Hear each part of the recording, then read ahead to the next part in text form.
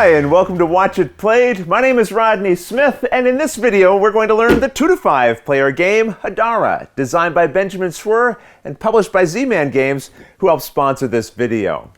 Building a new world is a big task, but it often relies on something much smaller. People.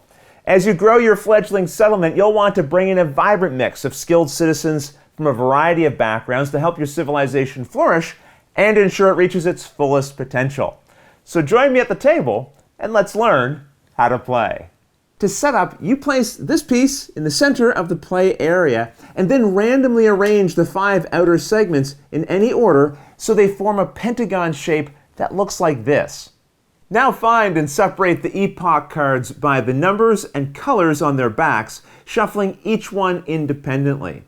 For your first game, you may wish to go through all of the purple cards and remove the ones with the star here, as they are used in the advanced game that we'll discuss later. But either way, all of the piles labeled as 2 and 3 you can set aside for now.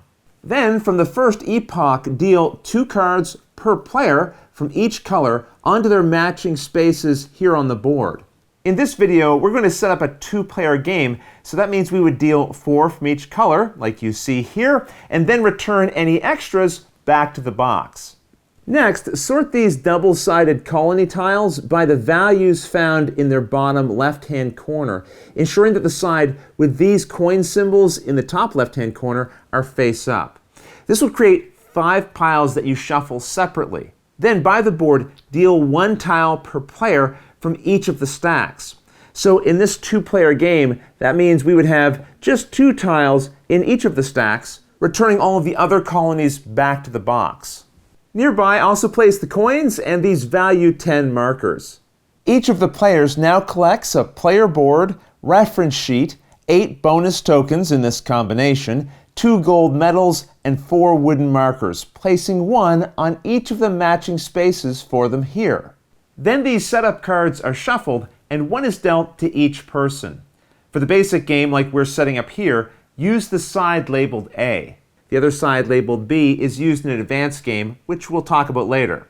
Now though, from the supply, collect the number of coins shown here on your dealt card, and then move your markers on these tracks so that they're on the values shown here at the bottom of the setup card. This represents your income, military, culture, and food supplies.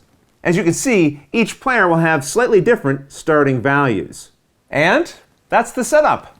In Hadara, players will work to attract architects, warriors, philosophers, and a variety of other talented people to help grow their civilization while managing their money and other resources so that at the end of 3 epochs, they will have the most advanced civilization, which is represented, of course, by their final score in victory points. Each epoch is divided into 2 phases, starting with Phase A, where the player with the lowest initiative, which is the value shown here on their setup card, is considered the first player. I have a 2, and my opponent has a 4, so I'd be the first player. At the start of the next epoch, the player with the next highest initiative becomes the first player, and then the next highest initiative player goes first in the final 3rd epoch. In a game with 4 or 5 players, this means some of the players will never get to go first during an epoch. So instead, any player who will never get to go first starts with 1 extra coin from the supply at the beginning of the game. In a 2-player game, like we have here, the player with the lowest initiative will be the first player during both the first epoch and the 3rd one. So give the other player the extra coin, as they'll only be the first player once during the 2nd epoch. Now, the first player must complete the first step of Phase A, which is known as setting the wheel. This is found in the center of the board and shows a variety of player icons. Each player board has one of these icons in its top right-hand corner, and the first player now sets the wheel in any rotation they like, ensuring that each icon is pointed to one of the 5 decks. All players resolve the next step simultaneously, taking 2 cards from the top of the deck that their player icon is pointing to. So I'm getting 2 from the yellow deck, and my opponent, who has the Pegasus symbol on their board, will gain 2 from this red deck. Then everyone picks one of their cards to get rid of, putting it face up into the discard space found beside its matching draw deck. The card that you kept must then be used in one of 2 different ways. One option is to buy it by paying its cost in coins here, returning that amount to the general supply. You then place it below your player board, under the matching color, and adjust your related markers on these tracks, the indicated number of spaces shown by these symbols at the top. For example, this one says that the strength of both our income and our military will go up by 1. Now while playing, if a marker would ever go past the 10 space, just add one of these tokens to that end, and then continue counting along the track again from 1. So in a case like this, our income would be considered 24. When you collect a purple card, it may either increase your values on the tracks, as we just saw, or have an effect printed here instead. For example, if you played this one, it means you pick any one of these tokens to place here, and then you increase that related track's value by 2. We're not going to go over each of the purple card's effects in this video, as they're all explained here on the back of the rulebook if you have any questions about how they work when you're playing. Now, instead of buying the card that you kept, you may choose to sell it. And you'll often be forced to do this at certain points because you're running low on coins, but you may also choose to sell a card simply because you don't want it as much and you'd like to have more money for when an upcoming card does come along that you do want to purchase. In that case, put it face down in a pile beside its area of the board. Cards discarded in this way are considered out of the game. But then you collect a number of coins from the supply equal to the amount printed on its back.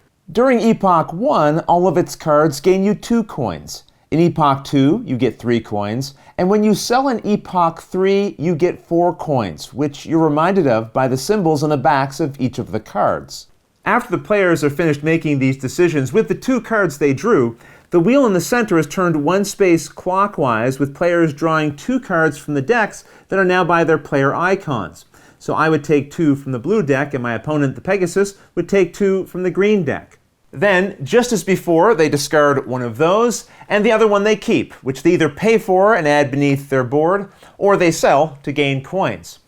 Then the wheel is turned 1 space again, and these steps are repeated over and over until eventually there are no cards left in the draw piles around the board, while several will now be face up in the discard piles. And that will bring us to the next steps of Phase A, which are listed here on your player reference. First is the income step, where every player gains coins from the supply equal to the value showing on their income track. So in this case, I would take 4 coins from the supply. And although it's unlikely, if the supply of coins would ever run out, just use a suitable replacement. Now though, we move on to the take a colony step.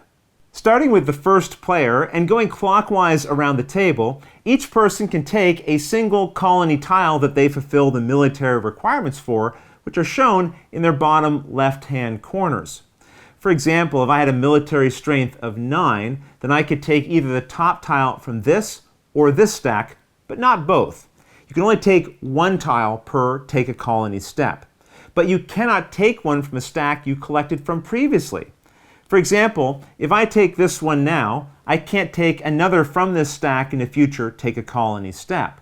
That said, as you can see, I do not have to collect them in any order. With a military strength of 9, I could take this colony, skipping over this one here. And then during a future take a colony step, I could instead take this one. Colony tiles are double-sided, but you cannot examine the other side. First, you have to make a decision, either to plunder the colony or integrate it. If you decide to plunder, then put it beside your board without flipping it over and collect its green value in coins. So 4 coins in this case. If you decide to integrate the colony instead, then you pay the red amount in coins and then flip the colony over, gaining any increase on the related tracks that are shown. So in this case, my strength in income and food supply would each go up by 1. Just keep in mind, once you flip a colony tile over, you can't change your mind and plunder it instead. Next, it's the carve a statue step. Here, you'll start with the first player and then go once around the table again, with each person able to carve a single statue that they fulfill the requirements for. There are 4 possible statue spaces provided, and you can carve a single one during this step if the space beside it is empty and you have at least as much culture as the value shown beside it. Now, Currently, I would need at least 6 culture, and I only have 5, so I wouldn't normally be able to carve anything. But let's just pretend for a moment I had 12 culture. You can carve the statues in any order. So I could carve this one first. And to complete a statue, you take any one of your unused bonus tiles and place it face up or face down into that statue's space. If you place it face up, increase your strength on that related track by the value shown here. So in this case, military would go up by 3. If you place the token face down, you'll instead gain some additional victory points during final scoring, as we'll see later. After completing the Carve a Statue step, you then move to Phase B of your epoch, and starting with the first player and going clockwise around and around the table, each player will take turns collecting 1 card from the top of any discard pile. The position of the wheel in the center doesn't matter anymore. You can take any face-up cards you see, but you cannot look through the cards underneath. Now, just as in Phase A, when you take a card, you can then either buy it by paying its cost here and collecting its benefit at the top, or you can sell it for the coins on the back. Now, as you gain more and more cards of the same color, you can save space by overlapping them so that only the symbols here at the top are showing. And this is helpful because if you're ever concerned that you might have forgotten to move your tokens on the tracks when you were supposed to, you can always look at your setup card plus all of the other cards that you have out and then determine where your markers should be. Also, there is one very important rule you need to remember which can be easily forgotten when you're first playing, so be sure to keep this in mind. Anytime you buy a new card, you reduce its cost by the number of cards you already own that match its color, down to a minimum cost of 0. In other words, if I already had 2 purple cards and I wanted to buy this new one, instead of paying 3 coins, I'd only have to pay 1. And if I already had 3 purple cards, then this one would be free to collect. Players will continue taking turns around and around the table until all of the discard piles are empty. And then you complete the other steps showing on your player reference sheet under Phase B. Here you collect income, take a colony, and carve a statue just as before, but there's also a new step called feeding your people. To do this, each player counts how many cards they have beneath their board, not including their setup card, and then compares that value to the amount of food they have on their food supply track. So currently I have 11 food and 7 people. If you have as much or more food than your number of cards, all your people are fed and nothing happens, which is good. On the other hand, if you have less food than your number of cards, you must choose cards to remove until the numbers match. So although I know it isn't true, let's just pretend for a moment I only had 5 food. With these 7 people, that means I'd have to pick any 2 of them to discard, putting them face down into the piles beside the board. For each person you remove, you must also reduce their printed values from the related tracks. So be careful about removing a person who had increased your food track strength, because then you'll have a new, lower total of food, meaning you'll have to remove even more cards. Although losing people will adjust your tracks, you do not lose any colonies or statues that you've already claimed, even if your values on those related tracks would drop below their original requirements. With feeding done, you now move to the last step, buying silver and gold medals. Now, although it says here that you can buy up to 2 of each type of medal per epoch, at most, by the end of the game, you can only have 2 silver and 2 gold medals. But this means you could buy all of them during a single epoch, or I might buy 2 silver and 1 gold now and then purchase my last gold medal in the final epoch. The cost to buy each medal is shown here at the bottom, and you can see that they are cheaper to purchase early on and then get more expensive. When you buy a silver medal, place any one of your unused bonus tiles with its track color face up into one of these empty spaces. At the end of the game, you'll score half of your total value on that track rounded up. So if I ended up buying 2 silver medals by the end of the game, I could make them 2 different colors, scoring both of those tracks, or I could make both of the silver medals the same color and score that track twice. When you purchase a gold medal, you place it on one of the empty spaces here. Then during final scoring, you get 7 points for each set of 5 differently colored cards that you have. For example, if the game ended right now, I have 1 complete set, so I would score 7 points. If you buy both gold medals, then each set is worth 14 points. With the buying medals step done, Epoch 1 is over, and then you take all of the cards labeled as Epoch 2 and deal 2 per color per player to their spaces on the board, just like you did for Epoch 1, returning the rest to the box. The new first player then sets the wheel to any position they like, and then you complete Epoch 2 just as you did Epoch 1. And the same is true for Epoch 3, but you'll use these cards instead. And then after the third epoch, the game ends and you complete final scoring. Here you can use the included score pad to total the related points. First, score points for any colonies you collected as shown in their bottom right-hand corners. Then total the points shown beside your completed statues, and any face-down tokens you put beside a completed statue will give you this number of points, so in this case, an additional 6. You then score your silver and gold medals as previously explained, and all of the points showing in the bottom right-hand corner of all of the cards that you purchased. Finally, you can choose to pay coins during final scoring to get 1 point for every 5 coins spent.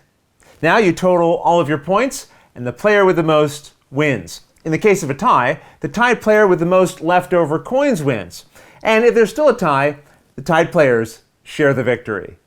I had mentioned that there was an advanced mode of play, and it's very simple. It just means that you include the purple cards with a star at the bottom when shuffling the various decks. These cards simply add in some advanced effects the more basic ones don't have. And remember again, all of these are explained on the back of the rulebook. In the advanced mode, you also let each player pick which side of their setup card that they wish to use when it's dealt to them. I also want to point out that the game comes with an insert to separate and hold all of the related components, and I think of particular interest are the separators that are labeled for the different cards of the different colors and different epochs, and then the boards fit in on top like this to hold everything in place. And that's everything you need to know to play Hadara. Now, if you have any questions about anything you saw here, feel free to put them in the comments below, and I'll gladly answer them as soon as I get a chance. You'll also find forums for discussion, pictures, other videos, and lots more over on the games page at Board Game Geek, and I'll put a link to that in the description below. And if you found this video helpful, please consider giving it a like, subscribing, and clicking that little bell icon so you get a notification anytime we post a new video. But until next time, thanks for watching.